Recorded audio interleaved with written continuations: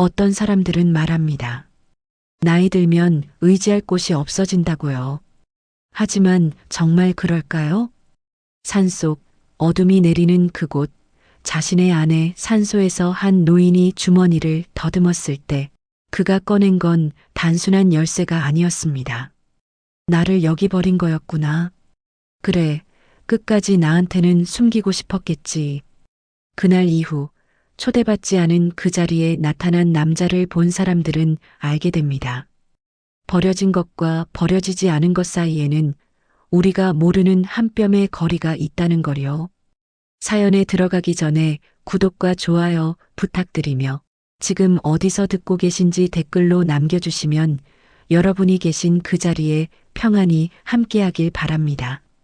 그럼 지금부터 한 남자가 아내 산소에 버려진 날의 이야기를 시작하겠습니다. 장례를 마치고 내려오는 길이었습니다. 2월 중순, 아직 쌀쌀한 바람이 불던 날이었죠. 오창수 씨의 아내가 세상을 떠난 지 사흘째 되는 날이었습니다. 장지는 경기도 외곽의 작은 야산이었어요. 평소 아내가 좋아하던 곳이라고 했습니다. 산소 옆 좁은 시멘트 길에서 차가 멈춰 섰습니다.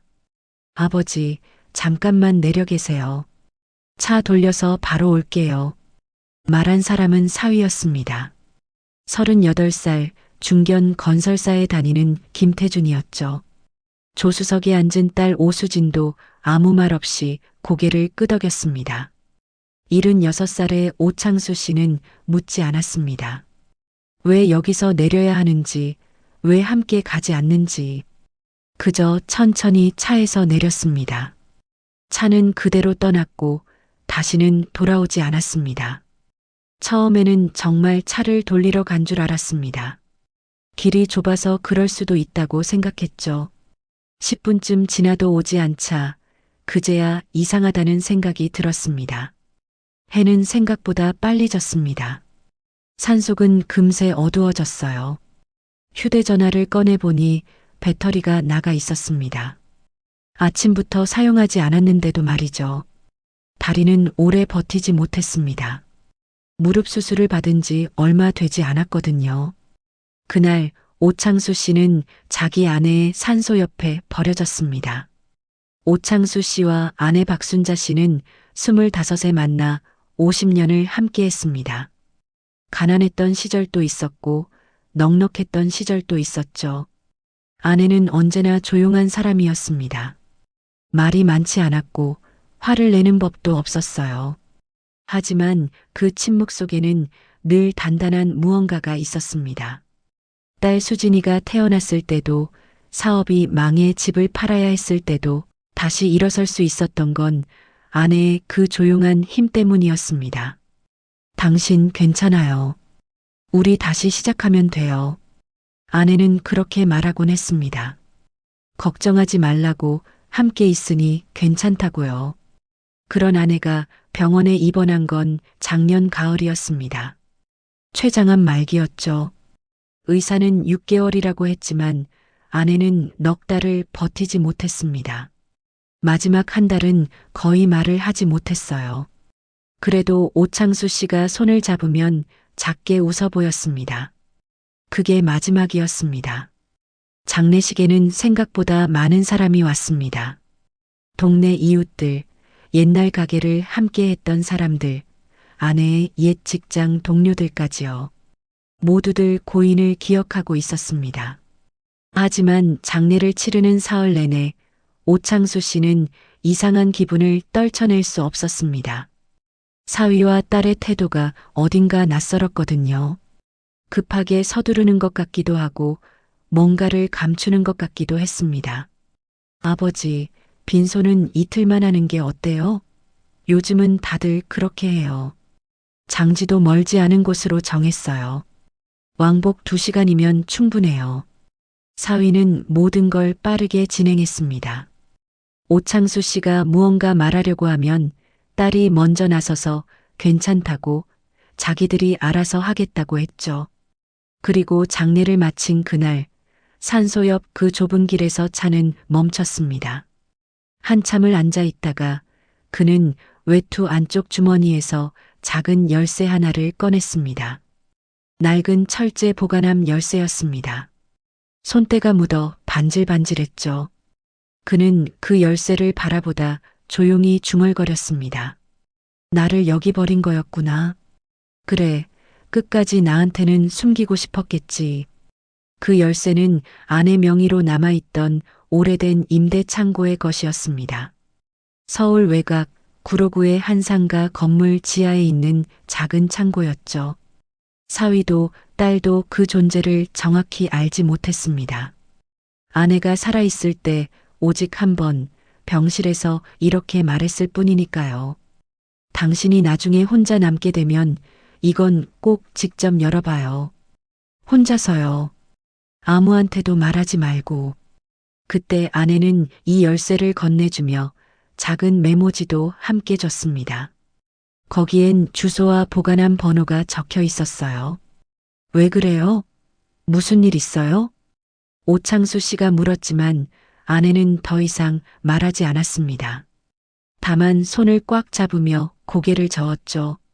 나중에 알게 될 거예요. 그때 가서 보면 돼요. 그게 아내가 제대로 한 마지막 대화였습니다. 처음엔 그저 돈이나 귀중품을 숨겨둔 거라고 생각했습니다. 혹시 모를 상황에 대비한 거겠거니 했죠. 하지만 지금 이 상황에서 산속에 홀로 남겨진 이 순간에 오창수 씨는 깨달았습니다. 아내는 이미 알고 있었던 겁니다. 무언가를요. 다음날 새벽 등산객의 신고로 경찰이 산에 올라왔습니다. 새벽 5시쯤이었어요. 이른 산행을 나선 등산객이 산소 옆에 쓰러져 있는 노인을 발견한 겁니다. 할아버지, 괜찮으세요? 여기 사람 있어요. 빨리 신고 좀 해주세요. 탈수 증상이 있었지만 의식은 또렷했습니다. 오히려 너무 또렷했죠. 밤새 한숨도 자지 못했거든요. 추위와 두려움보다는 머릿속을 떠나지 않는 생각들 때문이었습니다. 구조된 뒤 경찰이 물었습니다. 가족분들께 연락드릴까요?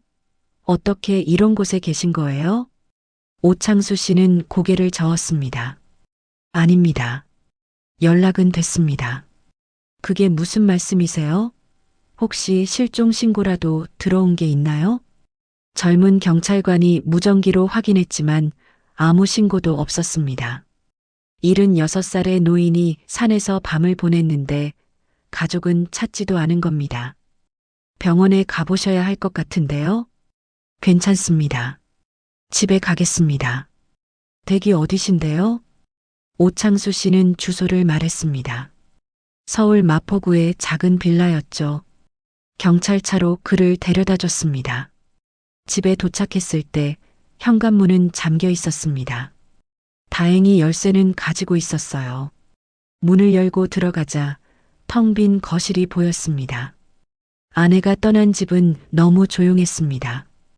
오창수 씨는 소파에 앉아 한참을 멍하니 있었습니다. 그러다 문득 휴대전화를 집어들었어요. 충전기에 꽂아두자 화면이 켜졌습니다. 부재중 전화도 문자도 없었습니다. 딸에게서도 사위에게서도 그 누구에게서도요. 오창수 씨는 사위 김태준을 처음 만난 날을 기억했습니다. 8년 전이었죠. 딸 수진이가 30살이 되던 해였습니다. 아버지, 소개할 사람이 있어요. 딸은 그렇게 말하며 태준을 데려왔습니다. 키가 크고 말끔한 인상이었죠. 대기업은 아니지만 괜찮은 건설사에 다닌다고 했습니다. 처음 뵙겠습니다. 김태준이라고 합니다. 그래요, 앉아요. 오창수 씨는 사위를 유심히 봤습니다. 예의는 바른 것 같았어요. 말투도 정중했고요. 하지만 뭔가 불편한 느낌이 있었습니다. 눈빛이 너무 계산적으로 느껴졌달까요? 수진이한테 잘해줄 수 있어요? 물론입니다. 제가 책임지겠습니다. 수진이는 외동딸이에요. 평생 귀하게 키웠어요. 알고 있습니다. 제가 잘 보살피며 살겠습니다. 그때 아내 박순자 씨는 아무 말이 없었습니다. 차만 따라주며 조용히 앉아 있었죠. 나중에 둘만 있을 때 물었습니다. 당신은 어때요? 저 사람? 아내는 잠시 망설이다 대답했습니다. 글쎄요. 잘 모르겠어요. 뭐가 잘 모르겠어? 그냥 느낌이에요. 너무 착한 척 하는 것 같기도 하고. 하지만 딸은 이미 마음을 정한 상태였습니다. 결혼은 그해 가을에 올렸죠. 결혼 초반에는 괜찮았습니다. 사위는 명절에 꼬박꼬박 찾아왔고 용돈도 챙겨줬어요. 딸도 행복해 보였고요. 그런데 2년쯤 지나면서부터 조금씩 달라졌습니다. 아버지, 제가 회사에서 중요한 프로젝트를 맡게 됐어요. 그런데 자금이 좀 필요해서요. 얼마나 필요한데? 2천만 원만 빌려주시면 안 될까요? 꼭 갚을게요. 오창수 씨는 그 돈을 빌려줬습니다. 평생 모은 돈은 아니었지만 그래도 적지 않은 금액이었죠. 하지만 그 돈은 돌아오지 않았습니다. 3년 뒤 또 돈이 필요하다며 찾아왔습니다. 이번엔 3천만 원이었어요. 아버지, 이번에 정말 큰 기회가 왔어요. 제가 투자만 하면 회사에서 임원 자리를 주기로 했어요. 그게 확실해? 네, 확실합니다. 제가 사람 봐서 아는데 이번엔 진짜예요. 딸도 옆에서 거들었습니다. 아버지, 태준 씨 말이 맞는 것 같아요. 이번엔 진짜 기회인 것 같아요. 오창수 씨는 망설였지만 결국 또 돈을 내줬습니다. 집을 담보로 대출을 받아서요. 그 돈도 돌아오지 않았습니다. 아내는 그때부터 뭔가 이상하다는 표정을 지었습니다. 당신, 태준이가 정말 그 돈을 투자한 게 맞을까요? 왜 뭐 확인해 본 거 있어? 확인은 어떻게 해요? 믿는 수밖에요. 하지만 아내의 의심은 점점 커졌습니다. 며칠 뒤 몸을 추스른 오창수 씨는 혼자 그 임대 창고를 찾았습니다. 구로구의 낡은 상가 건물, 그 지하 창고는 찾기 쉽지 않았습니다. 간판도 희미했고 계단도 가팔랐죠. 하지만 아내가 적어준 메모대로 찾아가니 정확히 그곳이 나왔습니다. 보관한 번호는 17번이었습니다. 열쇠는 한 번도 망설이지 않고 맞아 들어갔습니다. 문이 열리자 먼지 냄새가 났어요. 오래된 종이와 녹슨 철 냄새도 함께요. 보관함 안에는 서류 뭉치, 수첩, 봉투, 그리고 오래된 녹음기 하나가 있었습니다. 오창수 씨는 천천히 그것들을 꺼냈습니다. 손이 떨렸어요. 먼저 서류를 펼쳤습니다. 사위 김태준 명의의 차명, 계좌 거래 내역이었습니다. 오창수 씨가 빌려준 돈이 그대로 그 계좌로 들어가 있었어요. 투자에 쓴 게 아니었습니다. 그냥 빼돌린 거였죠. 두 번째 서류는 더 충격적이었습니다. 딸 수진이가 대신 서명한 보증 문서였어요. 오창수 씨 명의로 된 대출 서류였습니다. 하지만 오창수 씨는 그런 서류에 서명한 적이 없었어요. 위조였습니다. 세 번째는 부동산 문서였습니다. 오창수 씨가 살던 빌라를 딸과 사위 공동 명의로 바꾸는 서류였죠. 이것도 오창수 씨는 몰랐습니다. 그리고 마지막 녹음기가 있었습니다. 오창수 씨는 떨리는 손으로 재생 버튼을 눌렀습니다. 장인어른 명의만 정리되면 회사 쪽은 문제 없어. 어차피 오래 못 버티실 거야. 낯설지 않은 사위 김태준의 목소리였습니다. 그래도 아직 건강하신데 어떻게 해요? 딸 수진의 목소리였습니다. 신경 쓸 것 없어. 어차피 장모님도 이제 얼마 못 가잖아. 그럼 자연스럽게 정리되겠지. 그래도 아빠가 알면 어떡해요? 모르게 하면 되지. 서류는 내가 다 알아서 처리할게. 당신은 그냥 장인어른 잘 모시고만 있으면 돼. 녹음은 거기서 끝났습니다. 오창수 씨는 녹음기를 내려놓고 한참을 멍하니 앉아 있었습니다. 아내는 이미 알고 있었던 겁니다. 사위가 돈을 빼돌리는 것도, 서류를 위조하는 것도, 딸이 그걸 돕고 있다는 것도요. 그래서 이렇게 준비해 둔 거였습니다. 남편이 혼자 남았을 때를 대비해서요. 오창수 씨는 그날 이후 한 달 동안 아무것도 하지 않았습니다. 창고에서 가져온 서류들을 집에 숨겨두고 평소처럼 지냈죠. 딸에게서 연락이 오면 받았고 사위가 찾아오면 맞아줬습니다. 아버지, 괜찮으세요? 그날 정말 죄송했어요. 사위는 일주일 뒤에 찾아와 그렇게 말했습니다. 차가 고장나서 견인차를 불러야 했어요. 그래서 못 갔어요. 정말 미안해요. 거짓말이었습니다. 그날 차는 멀쩡히 집으로 돌아갔었거든요. 이웃이 봤다고 했으니까요. 괜찮아. 이해해. 오창수 씨는 담담하게 대답했습니다. 저희가 병원비 드릴게요. 몸은 괜찮으세요? 괜찮아.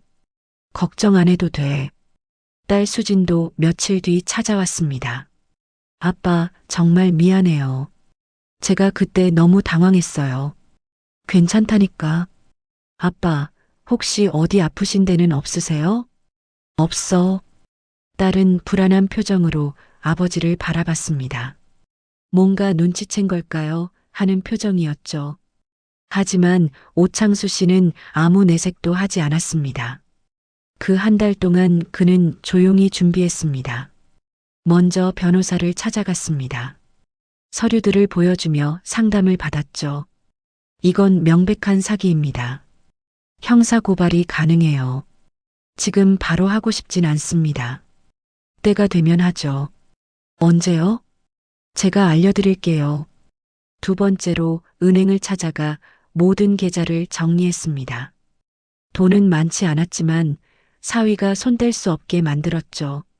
세 번째로 집 명의를 확인했습니다. 이미 딸과 사위 공동 명의로 바뀌어 있었어요. 하지만 위조 서류로 한 거라면 다시 되돌릴 수 있었습니다. 네 번째로 녹음 파일을 여러 곳에 복사해뒀습니다. USB, 이메일, 클라우드까지요. 모든 준비가 끝났습니다. 그로부터 3주 뒤 사위 김태주는 임원 승진을 확정받았습니다. 회사에서는 축하 분위기였죠. 38배 임원이 되는 건 빠른 편이었거든요. 새 아파트로 이사했습니다. 강남구의 신축 아파트 40평형이었어요. 집들이 날짜도 이미 주변에 다 알려진 상태였습니다. 회사 사람들, 친척들, 친구들까지 30명 넘게 초대했죠. 체면을 중시하는 자리였습니다. 그날 초대 명단에는 오창수 씨의 이름이 없었습니다. 딸 수진이 물었습니다. 아빠는 안 불러도 돼? 사위 태준이 대답했습니다. 굳이 오시라고 할 필요 있어? 사람들 많은 자리 싫어하시잖아. 그래도 괜찮아. 나중에 따로 찾아뵙지 뭐. 하지만 오창수 씨는 그 자리에 갔습니다. 집들이 당일 오후 6시였어요. 벌써 많은 사람들이 도착해 있었습니다. 문을 열고 들어서는 순간 집안이 잠깐 조용해졌습니다. 사위의 얼굴이 굳었고 딸은 들고 있던 숟가락을 떨어뜨렸습니다. 오창수 씨는 아무렇지 않게 인사를 했습니다. 이사했다고 해서 얼굴 한번 보러 왔다. 사위가 당황한 표정으로 다가왔습니다. 아버님, 오실 줄 몰랐네요. 초대 안 했나? 아니, 그게. 괜찮아. 그냥 왔어. 그 누구도 그를 내쫓지 못했습니다. 사람들이 너무 많았기 때문이죠. 회사 사람들은 궁금한 표정으로 물었습니다. 이사님, 장인어른이세요? 네, 그렇습니다. 처음 뵙겠습니다. 오창수 씨는 조용히 인사를 나눴습니다. 사람들은 그가 왜 초대 명단에 없었는지 의아해했지만 겉으로 드러내지 않았어요. 식사가 시작됐습니다. 오창수 씨는 구석에 조용히 앉아 있었습니다. 아무도 그에게 말을 걸지 않았고 그도 먼저 말을 걸지 않았죠. 딸 수지는 계속 불안한 눈빛으로 아버지를 바라봤습니다. 사위 태주는 억지로 웃으며 사람들과 대화했지만 자꾸 오창수 씨 쪽을 힐끗힐끗 봤어요. 시간이 흘렀습니다. 식사가 끝날 무렵 사람들이 거실에 모여 앉았습니다. 누군가 축배를 제안했어요. 자, 김 이사님의 승진을 축하하며 건배. 건배. 모두가 잔을 들었습니다. 분위기는 화기애애했죠. 바로 그때 오창수 씨가 천천히 자리에서 일어났습니다. 그는 조용히 봉투 하나를 꺼냈습니다. 이건 예전에 나 대신 보관해 주던 것들이더구나. 사위의 얼굴이 하얗게 변했습니다. 아버님, 그게 뭐예요? 오창수 씨는 대답하지 않았습니다. 대신 봉투에서 서류 몇 장을 꺼냈어요. 여러분, 제 소개를 제대로 못했네요. 저는 김 이사의 장인입니다. 오늘 이렇게 좋은 자리에 와서 기쁩니다. 사람들은 박수를 쳤습니다. 하지만 사위와 딸은 얼어붙어 있었죠. 그런데 말입니다. 제가 오늘 여러분께 보여드릴 게 있어서요. 아버님, 사위가 다급하게 말을 끊으려 했지만 오창수 씨는 계속했습니다. 이건 제 명의로 대출받은 서류입니다. 그런데 신기하게도 저는 이 서류에 서명한 적이 없어요. 분위기가 이상해졌습니다. 그리고 이건 제 집 명의를 바꾼 서류인데 이것도 제가 동의한 적이 없습니다. 회사 사람들의 표정이 굳어지기 시작했습니다. 마지막으로 이건 녹음 파일인데요. 오창수 씨는 작은 스피커를 꺼냈습니다. 아버님, 제발. 딸이 울먹이며 다가왔지만 오창수 씨는 재생 버튼을 눌렀습니다. 장인어른 명의만 정리되면 회사 쪽은 문제 없어. 어차피 오래 못 버티실 거야. 사위의 목소리가 거실에 울려 퍼졌습니다. 그래도 아직 건강하신데 어떻게 해요? 딸의 목소리도 들렸습니다. 신경 쓸 것 없어. 어차피 장모님도 이제 얼마 못 가잖아. 그럼 자연스럽게 정리되겠지. 거실이 조용해졌습니다. 회사 사람들은 서로를 쳐다봤고 친척들은 당황한 표정이었어요. 사위 김태주는 그 자리에 서서 아무 말도 하지 못했습니다. 그날 이후 모든 게 무너졌습니다. 회사에서는 즉시 내부 조사가 들어갔습니다. 김태준이 장인의 돈을 횡령한 사실이 알려졌고 회사 자금도 유용했다는 의혹이 제기됐죠. 승진은 당연히 취소됐습니다. 아니, 승진만이 아니었어요. 일주일 뒤 그는 해고 통보를 받았습니다. 개인 비리가 확인됐습니다. 더 이상 우리 회사에서 일할 수 없습니다. 인사팀장의 말은 차갑고 단호했습니다. 경찰 조사도 시작됐습니다. 문서 위조, 횡령, 사기, 모든 혐의가 하나씩 드러났어요. 오창수 씨가 제출한 증거는 명확했고 반박할 방법이 없었습니다. 새로 이사한 아파트도 문제가 됐습니다. 알고 보니 그 아파트 계약금도 오창수 씨 명의로 대출받은 돈이었거든요. 집주인은 계약 해지를 통보했습니다. 딸 수지는 매일 아버지에게 전화했습니다. 아빠, 제발 한 번만 만나줘요. 아빠, 우리 얘기 좀 해요. 아빠, 제발이요. 하지만 오창수 씨는 전화를 받지 않았습니다. 3주가 지나고 딸이 직접 찾아왔습니다. 초인종이 울렸습니다. 오창수 씨는 문을 열지 않았습니다. 누군지 알고 있었거든요. 아빠, 나야. 문 열어줘요. 딸의 목소리였습니다. 아빠, 제발. 한 번만 얘기해요. 한참을 그렇게 서 있다가 오창수 씨는 천천히 문을 열었습니다. 딸 수지는 많이 야위어 있었습니다.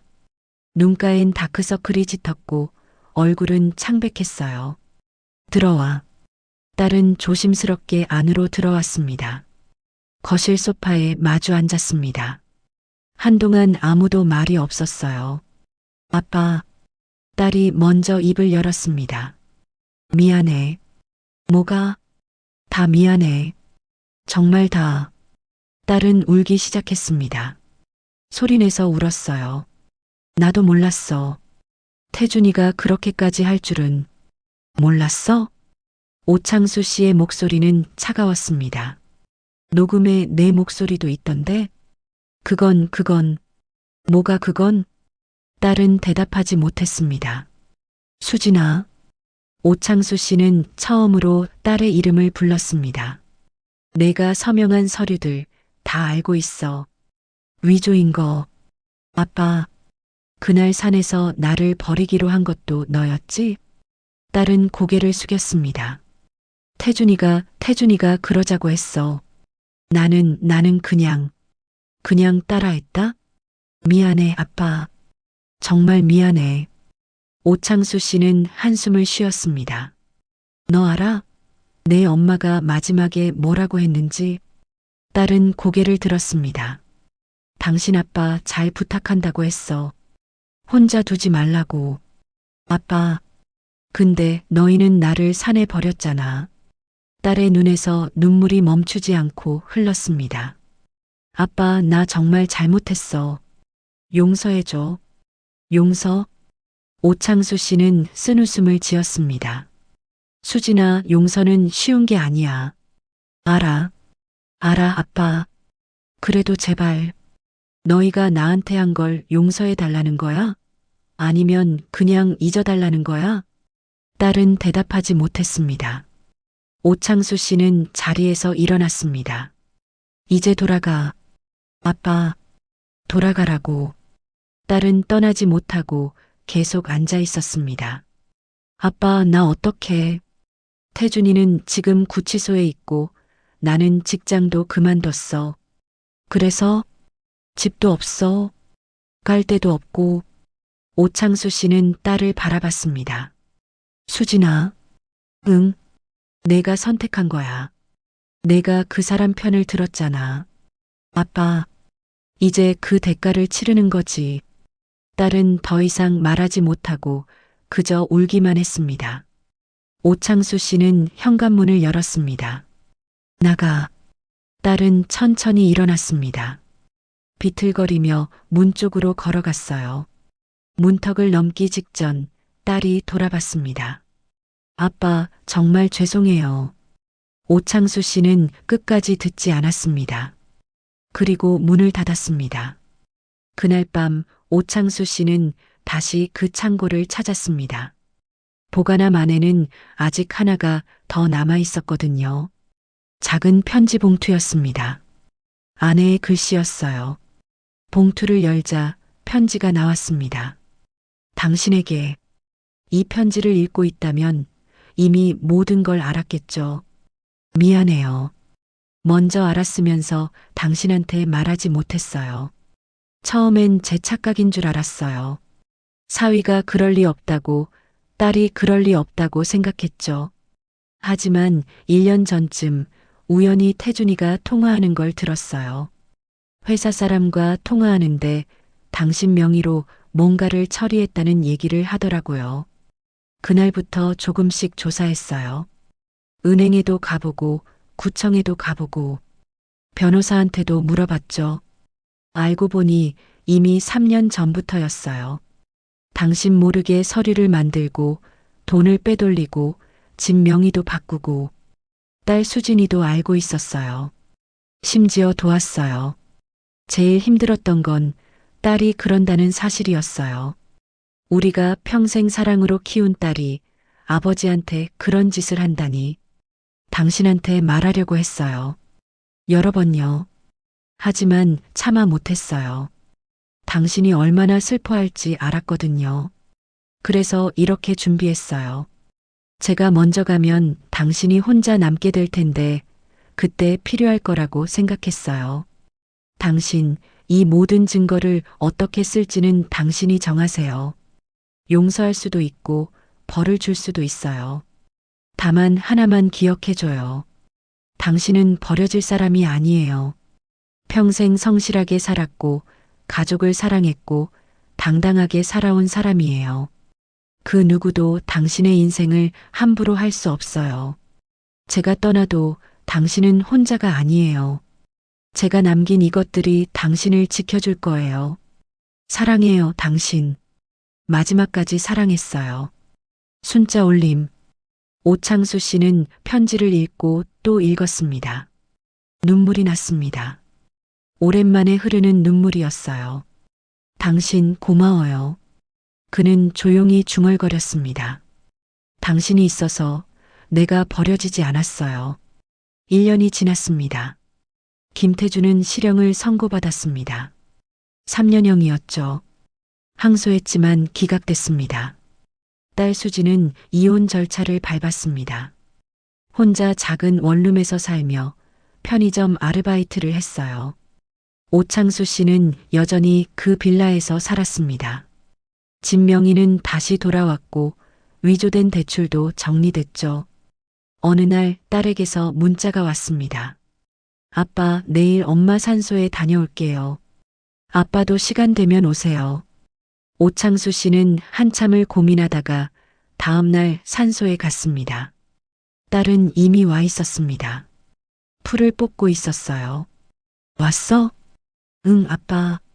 둘은 나란히 산소 앞에 앉았습니다. 한참 동안 아무 말이 없었습니다.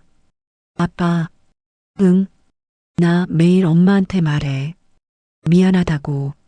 그래. 아빠한테도 매일 사과하고 싶은데 받아줄 것 같지 않아서. 오창수 씨는 딸을 바라봤습니다.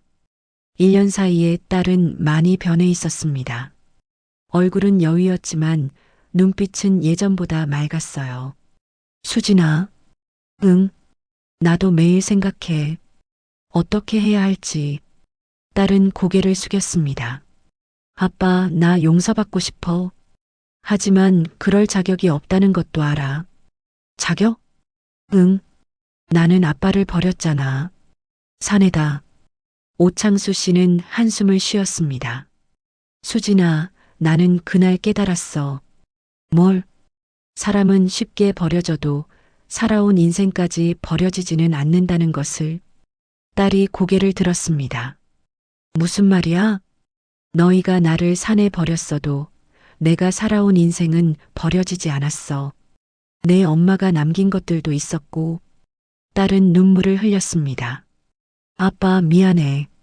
나도 안다. 내가 후회하고 있다는 거. 정말 미안해. 오창수 씨는 딸의 어깨에 손을 올렸습니다. 수진아, 용서는 시간이 필요해. 지금 당장은 아니야. 알아. 하지만 언젠가는 아마도. 딸은 고개를 끄덕였습니다. 고마워, 아빠. 기다릴게. 둘은 그렇게 한참을 앉아 있었습니다. 바람이 불었고 나뭇잎이 흔들렸어요. 산소 위에 놓인 꽃들도 함께 흔들렸습니다. 오창수 씨는 이제 77살입니다. 혼자 살지만 외롭지 않습니다. 동네에서 알게 된 노인정분들과 시간을 보내고 일주일에 한 번은 아내 산소를 찾아가죠. 가끔 딸에게서 연락이 옵니다. 생일이면 작은 선물을 보내오고 명절이면 안부를 묻죠. 오창수 씨는 짧게 답합니다. 잘 있어. 몸 건강해라. 아직 함께 밥을 먹거나 오래 대화하진 않습니다. 하지만 예전처럼 연락을 끊지도 않아요. 시간이 필요합니다. 상처가 아물려면 시간이 필요하니까요. 어느 날 저녁 오창수 씨는 아내 사진 앞에 앉았습니다. 당신 덕분에 버려지지 않았어요. 사진 속 아내는 조용히 웃고 있었습니다. 당신이 남긴 것들이 나를 지켜줬어요. 고마워요. 그는 사진을 쓰다듬었습니다. 딸아이 걱정 마요. 시간이 지나면 우리도 괜찮아질 거예요. 그날 밤 오창수 씨는 오랜만에 편안하게 잠들었습니다. 산에 버려졌던 그날의 추위도 두려움도 이제는 멀리 있었습니다.